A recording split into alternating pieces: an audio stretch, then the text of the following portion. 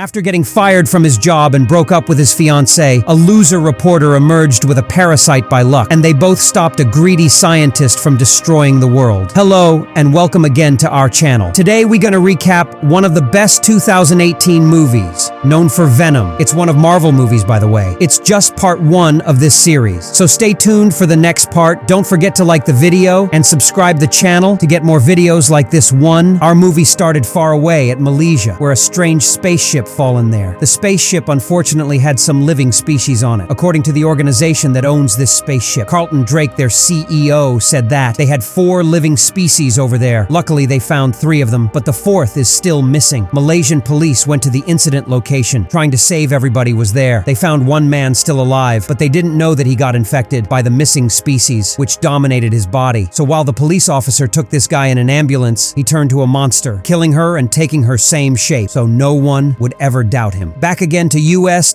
We meet with Eddie ... who lives with his beloved fiancée Anne. Eddie wasn't a good reporter at all. His boss was always blaming him. His last chance was to make a quick interview with Carlton Drake, who is his fiancée's boss. Jack told Eddie that it will be his last chance. If he didn't act he can consider himself fired. At the same night, Anne knew about this interview. She spent the whole night asking Eddie to be polite during the interview, even if Drake is not a good person. Anne was Drake's organization lawyer, so she didn't want her fiancé to mess up her career. When they both went back home, Eddie couldn't sleep, so he tried to get some fresh air, but suddenly looked at Anne's laptop with a mail from Drake organization. Eddie got curious. The mail was confidential, so he hoped it will help him with the interview. At this mail, Drake was asking Anne to defend them in court, cause 3 of the subjects they were testing died, and Drake didn't want his name to be mentioned. That triggered Eddie even more. Next day, Eddie went to meet Drake. There, Drake was busy with some kids, as he tries to act as a good person, and always saying his organization is helpful to society. Later, when he knew Eddie was there, he went to meet him, and as usual, Eddie tried to be polite, but in fact, Eddie was setting him a trap. At the beginning of the interview, Eddie asked Drake to open up and talk about his past, and then they will talk about his organization's new invention. Drake said that he always liked the medical fields, so he decided to put all his investments in this industry. Eddie acted like he is a big fan, started to talk about the organization's new invention, but suddenly he asked Drake about his weird experiments, whether the subject, who is human being, knew they might die or not, and if he used particular type of people, the weak one, poor one. Eddie added that he knew about the 3 guys who died in these experiments, which he saw yesterday on Anne's laptop. Drake immediately ends the interview, asking his guards to take Eddie out. Eddie went back to Jack, who had phone calls from Drake ...